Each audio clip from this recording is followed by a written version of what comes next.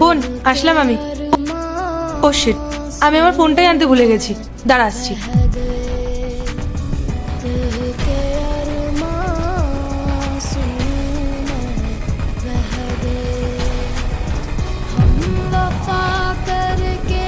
বাবা,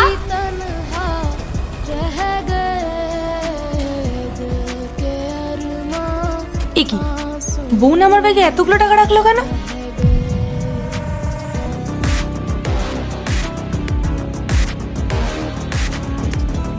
বাবা আসো। আল্লাহর নাম করে আপনাদের কসম দেব না, আপনাদের মন থেকে যদি ছবিটা ভালো লেগে থাকে তাহলে আমাদের চ্যানেলটা অবশ্যই সাবস্ক্রাইব করবেন এবং আমাদের ভিডিওটা লাইক করবেন। আসো, ওই দেখো দিদি তোমার আলমারি থেকে টাকা নিয়ে পালাচ্ছে। পায়েল, এইসব আমি কি শুনছি?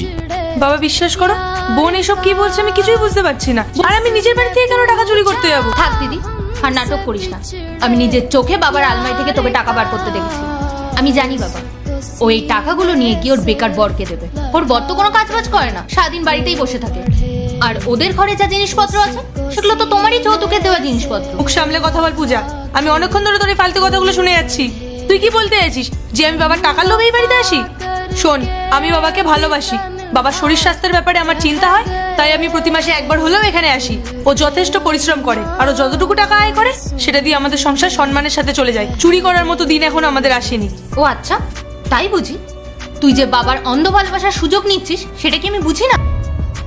বাবা জিনিসের প্রতি তো বাবার কোনো খেয়াল নেই। তিনি ভাবেন তার বড় মেয়ে খুব ভালো, তাকে অন্ধের মতো বিশ্বাস করে।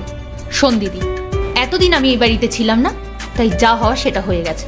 এবার আমি যখন ফিরে এসেছি, আমার উপস্থিতিতে এই বাড়িতে আমি কোনো চুরি হতে দেবো না। লজ্জা করে না তোর? তোরা থাম, আমি বরং ঘরে গিয়ে দেখে আসি। এবার দেখ দিদি, সত্যিটা সবার সামনে চলে আসবে।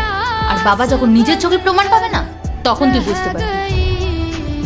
তবে তুই চিন্তা করিস না, তুই চলে গেলে বাবার জন্য তো আমি আছি। আমি বাবার খুব ভালো করে খেয়াল রাখবো, তোরা তো চিন্তা করতে হবে না। সত্যিটা সবার সামনে আসা উচিত। আমিও জানতে চাই যে চুরিটা কে করেছে, কারণ আমি তো জানি আমি চুরি করিনি, আমি নির্দোষ। পায়েল, পূজা তো ঠিকই বলেছে। আমি তো কাল রাতে আলমারিতে কতগুলো টাকা রেখেছিলাম, এখন তো সেখানে একটা টাকাও নেই, পুরো খালি হয়ে পড়ে রয়েছে। কালমাইতে কি করে থাকবে বাবা? টাকাগুলো তো দিদির ব্যাগে, দিদি তো টাকাগুলো চুরি করে পালাচ্ছিল। আর আমার চোখে ফাঁকি দেওয়া কি এত সহজ? আর দিদি, তোর এই নাটকগুলো বন্ধ করে সত্যিটা এবার স্বীকার কর। বাবা, তোমার যদি বিশ্বাস না হয় তাহলে তুমি দিদির ব্যাগটা চেক করো, তাহলেই তুমি জানতে পারবে। বাবা, এই নাও।